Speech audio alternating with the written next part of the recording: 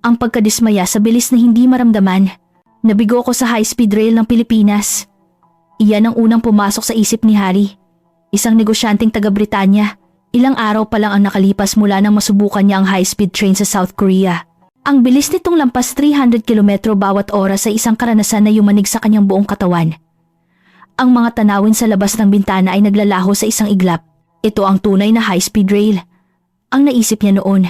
Sa totoo lang, kahanga-hanga ang tren ng Korea. Kaya naman pagdating niya sa Pilipinas, mayroon na siyang inaasahan. Siguro naman, maganda rin ang high-speed rail ng Pilipinas.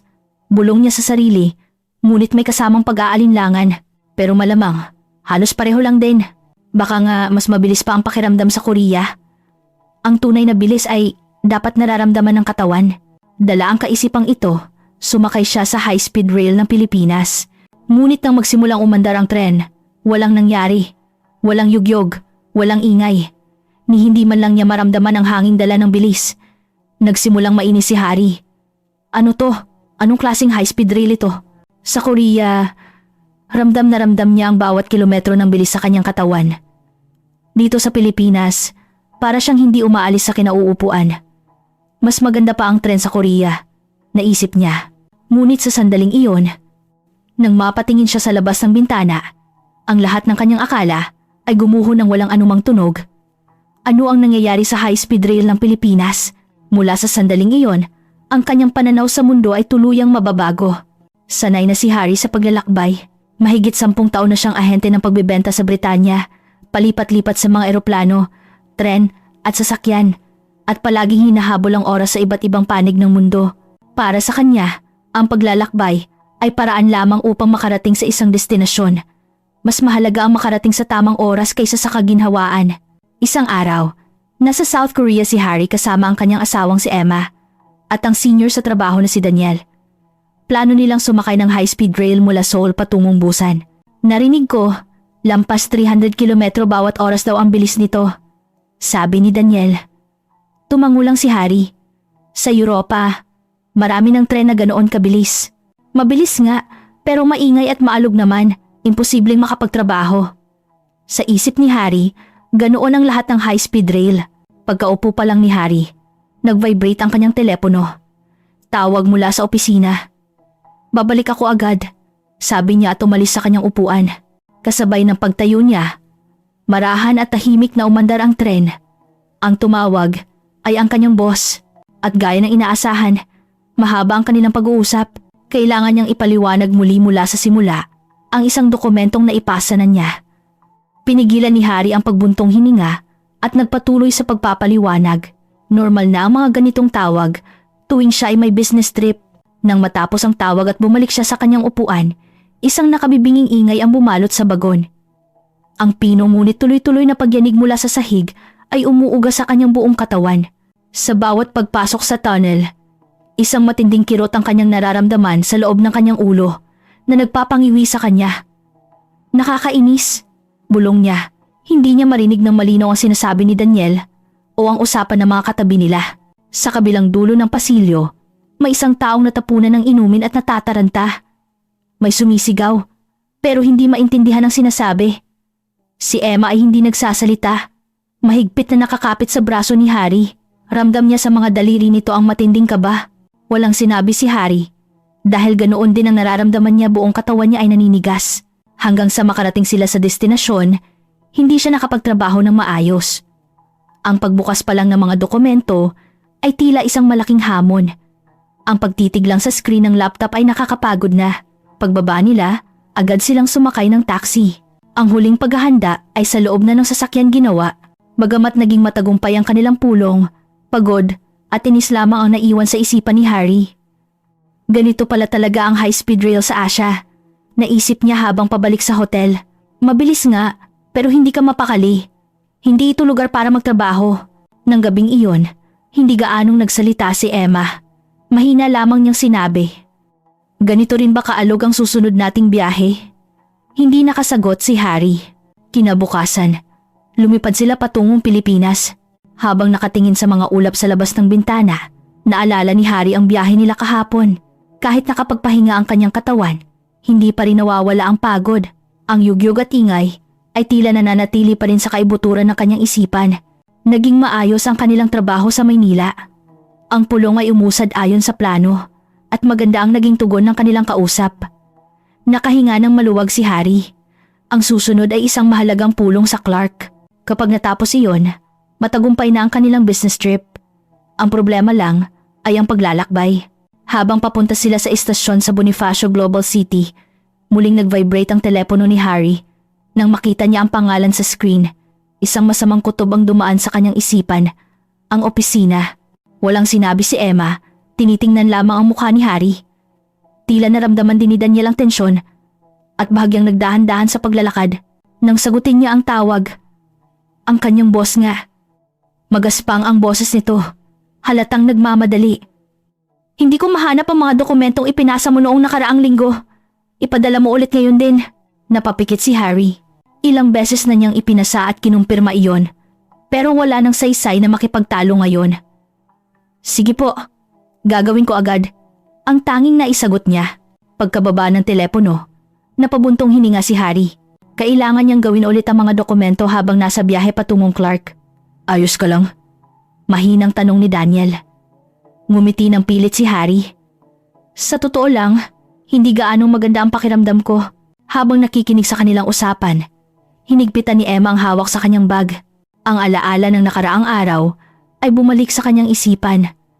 Ang maalog na bagon, ang malakas na ingay, ang sakit sa tainga, at ang sarili niyang walang magawa dahil sa kaba. Mangyayari na naman ba iyon? Halos pabulong na sabi ni Emma. Nang marinig ito ni Harry, nakaramdam siya ng bahagyang kirot. Siguro naman, walang gaanong pinagkaiba ang high-speed rail ng Pilipinas sa Korea, naisip niya, na para bang kinukumbinsi ang sarili. Pareho lang namang high-speed rail. Siguro mas mahal lang ng kaunti, pero pareho lang ang esensya. Kung hindi, hindi maipapaliwanag ang presyo ng tiket. Ngunit sa kabila nito, isang ibang damdamin ang lumitaw sa kanyang kalooban. Paano kung kailangan na naman niyang magtrabaho sa gitna ng yugyog? Paano kung makita na naman niya ang kabado at balisang mukha ni Emma? Habang papalapit sila sa BGC Terminal, lalong bumibigat ang kanyang pakiramdam. Ang paglalakbay na dapat sana'y isang proseso lamang para makarating sa patutunguhan ay naging pinakamalaking pinagmumulan ng kanyang pagkabalisa.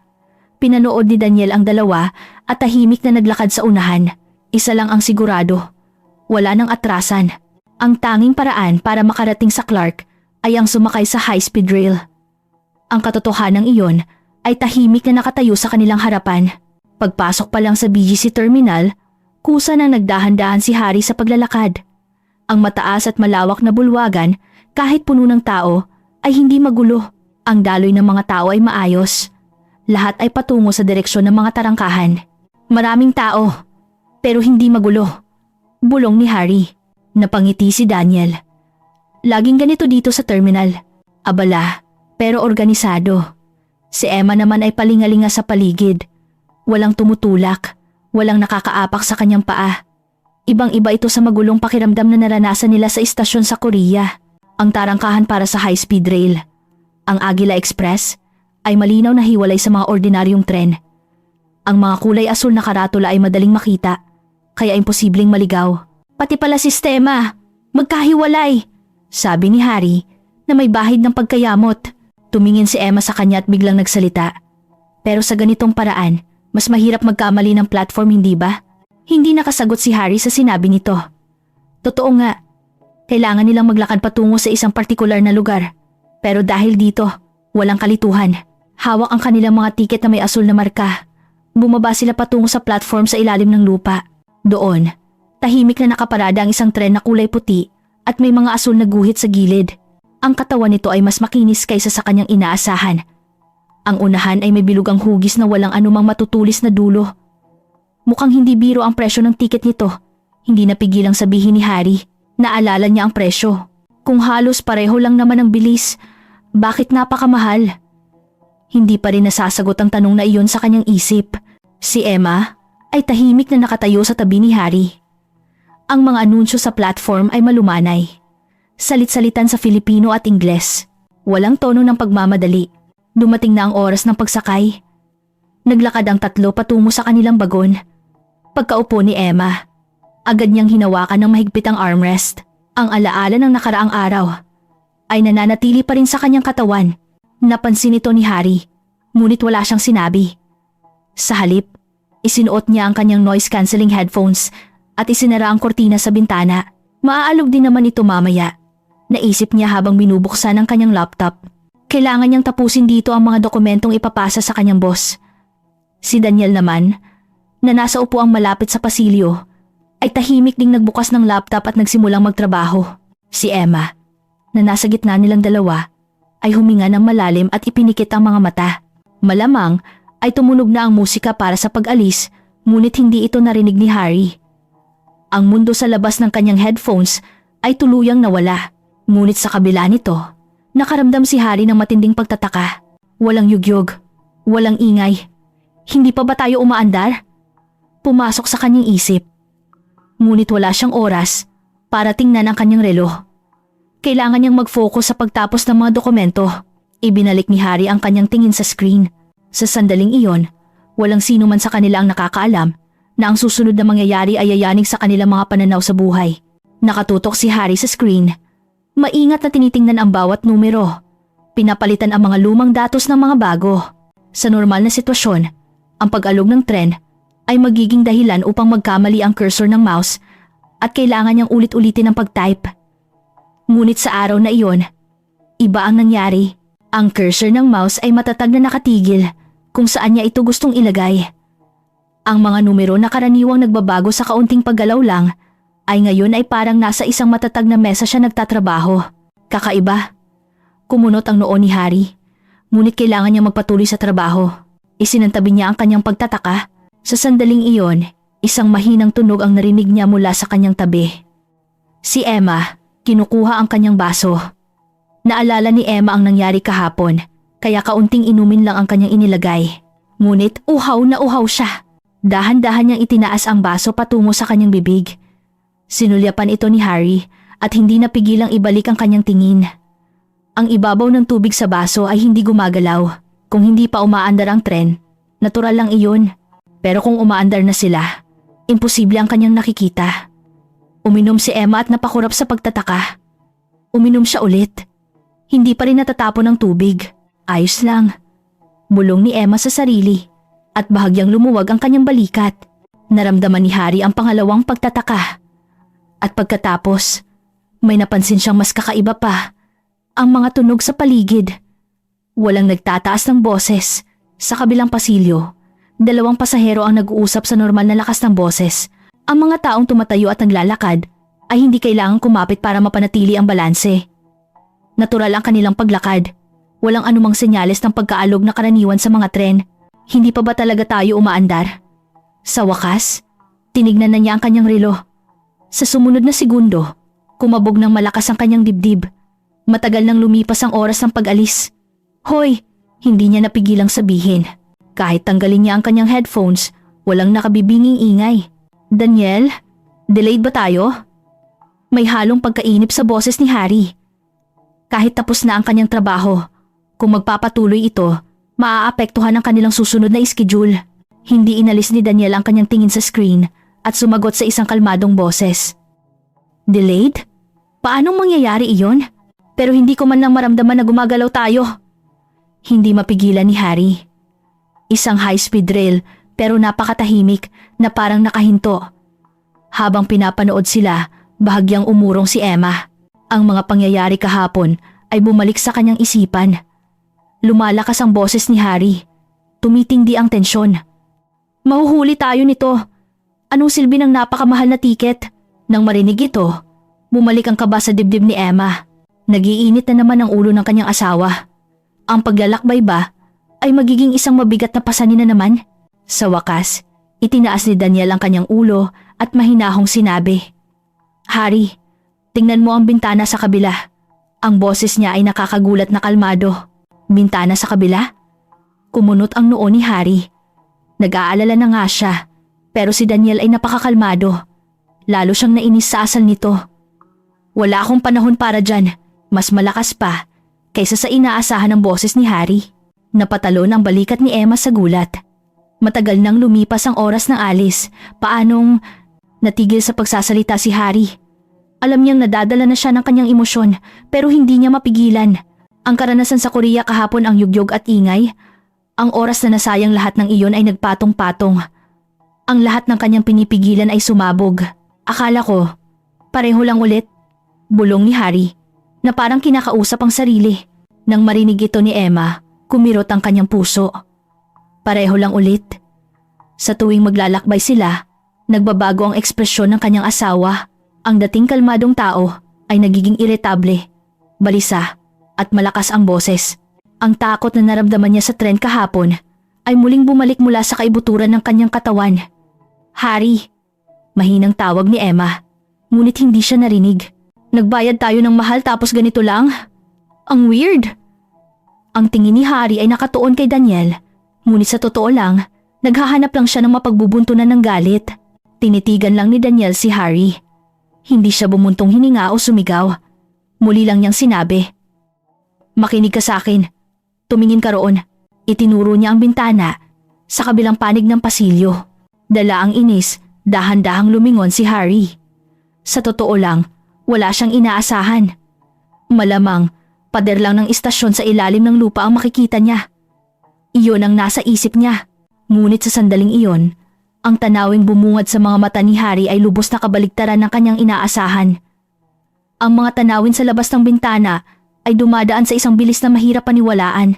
Ang mga gusali, palayan, at mga poste ng tulay sa kanayunan ng gitnang Luzon ay napakabilis na dumadaan kaya't hindi na niya makilala ang bawat isa. Hindi lang sila gumagalaw, kundi humaharurot sa pinakamataas na bilis. Ha? Ang boses ni Harry ay naipit sa kanyang lalamunan. Ang kanyang utak ay tumatangging iproseso ang nakikita. Paanong napakatahimik? Paanong napakakinis ng takbo? Ngunit sa labas, ang lahat ay dumadaan sa napakabilis na paraan. Hindi napigilan ni Harry na buksan ang kurtina sa sarili niyang bintana. Ang buong tanawin ng luntiang kapatagan at mga bayan ay bumulaga sa kanya. Oo, tumatakbo sila at sa isang nakakagulat na bilis. Imposible. Ang mga salitang lumabas sa kanyang bibig ay hindi dahil sa galit, kundi sa lubos na pagkalito. Napansin din ni Emma ang pagbabago kay Harry at tumingin sa labas. Napasinghap siya. Grabe, walang takot sa kanyang boses. Sa halip, purong pagkamangha. Tiningnan ni Daniel ang reaksyon ng dalawa at sa wakas ay bahagyang napangiti. Kita mo na? Hindi tayo delayed. Walang masabi si Harry. Ang galit na kanyang naramdaman ay unti-unting naglaho. Hindi pala ang tren ang hindi gumagalaw, kundi ang kanyang pakiramdam. Nawalan ng salita si Harry. Ang tanawin sa labas ay parang mga palasong lumilipad. Walang duda, sila ay nasa high-speed na paglalakbay. Ngunit ang kanyang mga paa, likod, at tainga walang bahagi ng kanyang katawan ang nagsasabing sila ay humaharurot. Naiintindihan ng kanyang isip, ngunit hindi matanggap ng kanyang katawan. Ito ang unang beses na naranasan ni Harry ang ganitong pakiramdam. Tumatakbo nga tayo. Ang sa wakas ay nasabi niya, wala na ang dating pagkairita. Tumango si Daniel at kaswal na bumalik sa kanyang upuan. Malapit na tayo sa unang hintuan. Nang marinig ito, bahagyang nanigas ang katawan ni Emma. Ang alaala ng kahapon ay muling bumalik. Sa paghinto, mayroong malakas na pagpreno na magtutulak sa kanyang katawan pasulong. Iyon ang pakiramdam na kailangan mong paghandaan sa pamamagitan ng pag-igting ng iyong mga ngipin. Hindi sinasadyang napakapit muli si Emma sa armrest. Napansin ito ni Harry at nakaramdam ng kirot. Siguradong ayos lang, sabi niya. Ngunit kahit siya ay walang kumpiyansa sa kanyang sinabi. Dahil kahit siya, hindi pa lubusang naniniwala sa tren na ito. Ilang sandali pa, isang anunsyo ang umalingaw-ngaw sa loob ng tren na may mahinahong boses na nagbabalitang malapit na sila sa susunod na istasyon. Dahan-dahang nagsimulang bumagal ang tren, ngunit kahit ganoon, halos walang maramdamang yugyog. Humanda si Emma. Ipinikit ang kanyang mga mata. Walang nangyari. Nang mamalayan niya, nakahinto na ang tren. Walang biglaang paghinto, walang ingay. Ha? Dahan-dahang iminulat ni Emma ang kanyang mga mata. Sa labas ng bintana ay ang tanawin ng platform ng istasyon. Ang mga tao ay kalmadong nakapila. Nakarating na tayo? May halong pagkamangha sa kanyang boses. Tiningnan ni Harry ang basong nakalagay sa cup holder. Ang kape na naroon kanina ay hindi natapon ni isang patak. Ang ibabaw nito ay kasing kinis ng isang salamin. Hindi ka pani-paniwala. Bulong ni Harry. Dahan-dahang huminga ng maluwag si Emma. Ang kanyang mga balikat ay lumuwag. At ang kanyang likod ay komportableng sumandal sa upuan. Hindi nakakatakot. Nang marinig ang mga salitang iyon, gumaan ang pakiramdam ni Harry. Ang isang bagay na nagpapabigat sa kanya sa tuwing naglalakbay ay sa wakas ay nawala. Nang muling umandar ang tren, hindi na kinakabahan si Emma. Tumingin siya sa labas ng bintana at pagkatapos ay kinuha ang isang libro mula sa kanyang bag. Ang kanyang mga daliri ay matatag habang binubuklat ang mga pahina. Habang pinagmamasdan ng kanyang asawa, naisip ni Harry. Ang paglalakbay ay maaaring magdulot ng matinding stress sa isang tao. Ngunit maaari rin pala itong maging isang paraan para makapagpahinga. Uminom ng kape si Daniel at kaswal na sinabi, "Tapos na ang trabaho mo, hindi ba?" Oo, tapos na," sagot ni Harry. At sa wakas ay napagtanto na siya ay ganap ng kalmado. Ang lahat ng pagkabalisa at galit kanina ay wala na. Ang tren ay tahimik na nagpatuloy sa pagtakbo. Ipinapakita ang bilis nito hindi sa pamamagitan ng ingay o yugyog, kundi sa pamamagitan ng tiyak na pag-usad. Binuklat ni Emma ang libro at matagal na nakatitig sa iisang pahina. Tila sinusundan niya ang mga salita, ngunit hindi pa talaga pumapasok sa kanyang isip ang nilalaman. Ang simpleng katotohanan na maaari siyang umupo ng ganito katahimik ay sapat na para sa kanya. Kahapon, hindi man lang niya maisandal ng maayos ang kanyang likod. Laging may pag-aalala kung kailan niya yanig ang tren. At sa bawat ingay, napipilitan siyang umigting. Ngunit ngayon, iba na. Tumatakbo ang tren, ngunit hindi kailangang maghanda ng kanyang katawan para sa anumang pag-alog. Hindi namamalayan. Humihinga na ng malalim si Emma. Tinawag niya si Harry. "Ano iyon?" "Mula kanina, hindi na ako natatakot." Ang mga salitang iyon ay mas parang isang kumpirmasyon sa sarili kaysa isang ulat. Isang tahimik na pahayag. Bahagyang nagulat si Harry at pagkatapos ay tumango. "Ako rin, hindi na kailangan ng mas maraming salita." Ang hangin sa pagitan nilang dalawa ay hindi na mabigat. Sa wakas, ibinaling ni Emma ang kanyang tingin sa libro. Ang tunog ng paglipat ng pahina ay tila napakalakas sa katahimikan ng bagon. Isang matandang babae sa kabilang pasilyo ang naggagansilyo at ang kanyang mga kamay at sinulid ay hindi nagugulo. Sa unahan, isang lalaki ang seryosong nagtatrabaho sa kanyang laptop. Walang sino man ang nag-aalala sa pag-alog. Walang nag-iingat sa ingay. Naramdaman ni Emma na ito ang normal na kalagayan sa tren na ito. Napatingin si Harry sa kanyang mga binti. Ang mga binti niyang kanina ay hindi sinasadyang naninigas ay ngayon ay natural na nakaunat. Kahit pala naglalakbay, pwede kang magpahinga. Ang hindi sinasadyang lumabas sa kanyang bibig. Tumango si Daniel. Iyan ang pinakamagaling sa lahat. Tumingin si Daniel sa labas ng bintana at nagpatuloy. Mas inuna nila ito kaysa sa bilis. Pinagnilayan ni Harry ang kahulugan ng mga salitang iyon. Ang tren kahapon ay mabilis, ngunit ang kanyang isip at damdamin ay naiwan. Ngayon, iba na. Halos pareho ang bilis, ngunit ang kanyang pakiramdam ay kasabay ng paglalakbay. Isinara ni Emma ang kanyang libro at tumingin sa labas. Ang tanawin ng malawak na kapatagan ng gitnang Luzon ay dumaan ng tuloy-tuloy. Hindi nakakapagod. Kung ganito ang paglalakbay, nag-atubili si Emma ng sandali bago magpatuloy. "Gusto ko pa itong gawin ulit." Ang mga salitang iyon ay nagbigay ng init sa puso ni Harry. Ang kanyang panghihinayang na isinama pa niya si Emma sa business trip na ito ay tuluyan ang naglaho. Ang tren ay tahimik na papalapit sa destinasyon, eksakto sa oras. Sa wakas, napagtanto ni Harry na ang paglalakbay ay hindi na isang kaaway. Habang ang tren ay tumatakbo sa isang matatag na bilis, muling tumingin si Harry sa paligid. Bawat isa ay may kanya-kanyang ginagawa, may nagtatrabaho, may nakapikit at nagpapahinga, may tumatanaw sa labas. Walang tensyon. Bakit hindi ito umaalog? Bulong ni Harry sa sarili. Nag-isip sandali si Daniel bago dahan-dahang magpaliwanag. Kung hindi natin pag-uusapan ang mga komplikadong teorya, may 3 dahilan. Lumingon si Harry. Maging si Emma ay isinara ang kanyang libro at nakinig. Una, ang mismong katawan ng tren ay idinisenyo para alisin ang pag-alog. Itinaas baba ni Daniel ang kanyang palad. Bago pa man mangyari ang pag-alog, gumagalaw ito sa salungat na direksyon para kanselahin ito. Kaya hindi natatapon ng kape. Tiningnan ni Harry ang cup holder. Totoo nga, Ang ibabaw ng tubig ay nananatiling kalmado. Pangalawa, ang mga riles. Halos wala itong mga dugtungan kaya wala kang maririnig na kalampag. Naalala ni Harry ang tren kahapon.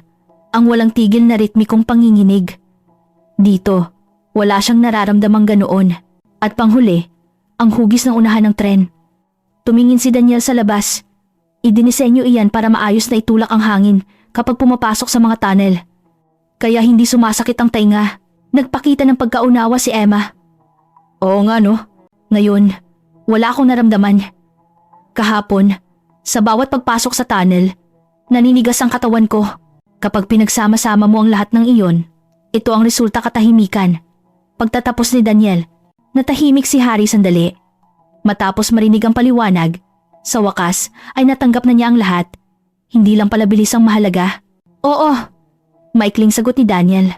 Naisip ni Harry na dati. Bilis lang ang batayan niya ng halaga. Ngunit hindi ba't mas mahalaga kung paano mo ginugugol ang oras na iyon? Tumingin si Emma sa labas ng bintana at sinabi, "Dito, nararamdaman kong maayos na dumadaloy ang oras." Sumang-ayon si Harry. Hindi ito oras na nasasayang, kundi oras na napapakinabangan. Ang tren ay nagpatuloy sa pagtakbo ng may parehong kagandahan. Sa isip ni Harry, ang high-speed rail ng Pilipinas ay hindi na lamang isang simpleng paraan ng transportasyon. Habang papalapit sila sa Clark, unti-unting nagbago ang kapaligiran sa loob ng tren. Ngunit walang pagmamadali. Tiningnan ni Harry ang kanyang relo. Nasa oras sila. Walang pagkaantala. Walang pagkabalisa. Muling binuksan ni Harry ang kanyang laptop at sinuri ang mga dokumento. Ang mga numerong inayos, ang daloy ng mga pangungusap, ang pagkakaayos ng mga graph bawat isa ay nagawa niya ng may katumpakan. Hindi tulad kahapon na kailangan niyang magmadali habang hindi pa umaalog ang tren. Tingnan natin ulit ito, sabi niya at sinuri ang bawat detalye. Kahit gaano siya ka-focus, hindi siya nakaramdam ng pagod.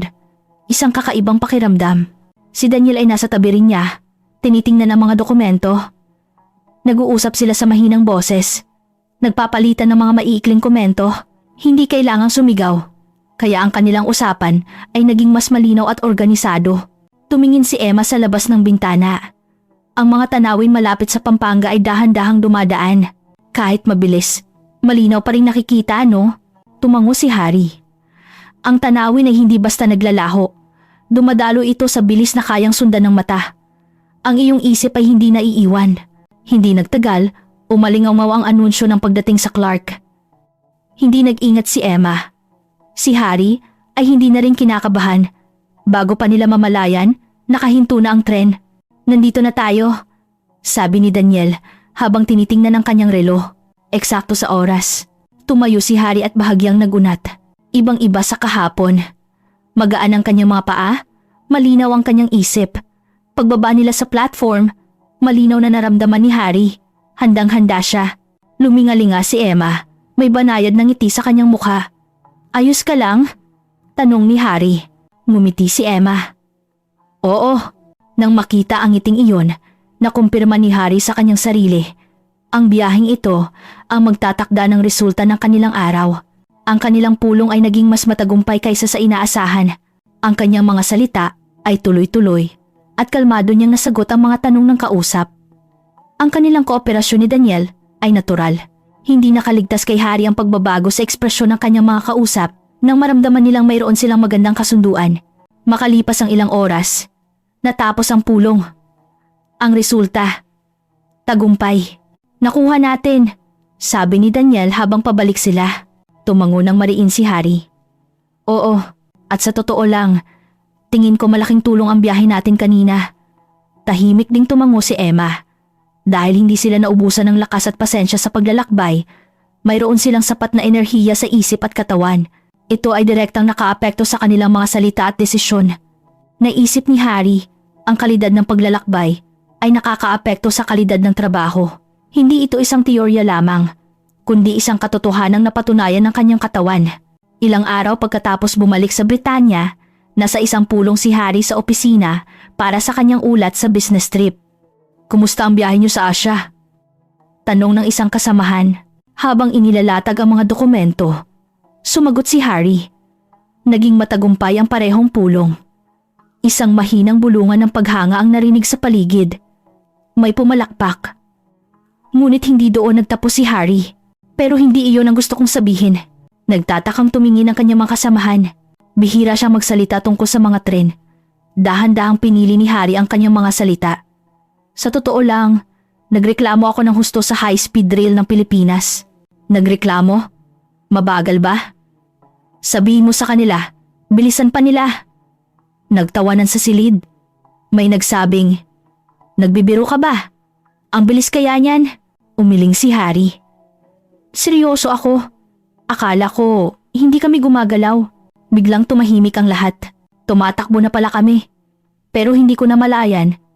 Dahil walang yugyug, walang ingay. Akala ko, nakahinto kami. Tahimik ding tumango si Daniel. Totoo ang sinasabi ni Harry. Kasama niya ako. Nagbago ang ekspresyon ng kanilang mga kasamahan. Sa wakas, naintindihan nilang hindi ito isang biro. Dati, bilis lang ang tinitingnan ko, sabi ni Harry. Numero lang ang basehan ko ng halaga. Pero iba ang tren na iyon. Naalala niya ang tanawin. Ang tahimik na bagon, ang kapeng hindi umaalog, at ang kanyang asawang si Emma na dating balisa. Ngunit ngayon ay nagbabasa na ng libro. Tahimik.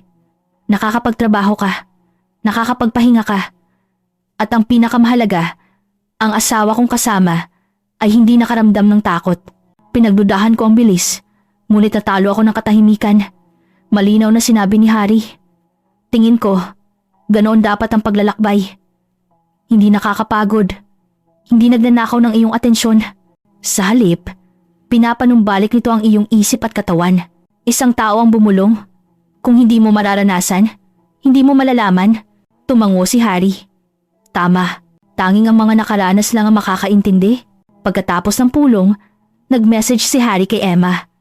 Tungkol ito sa kanilang susunod na plano sa pagpunta sa Pilipinas. Agad siyang nakatanggap ng sagot. Pwede ba tayong sumakay ulit sa tren na iyon? Napangiti si Harry. Ang mga panahon na kinatatakutan niya ang paglalakbay. Ang sarili niyang pinaghaharian ng inis, ang sarili niyang nagpasyang nakahinto ang tren, at hindi man lang tumingin sa labas lahat ng iyon, ay parang isang malayong nakaraan na. Ang bilis ay masusukat ng numero. Ngunit ang ginhawa at kapayapaan ng isip ay katawan lamang ang makakaramdam. Alam na ni Harry ngayon. Ang biyahe nila ng araw na iyon ay hindi lamang simpleng paglalakbay. Ito ang panahon kung saan ang kanyang mga pananaw sa buhay ay tahimik na nagbago.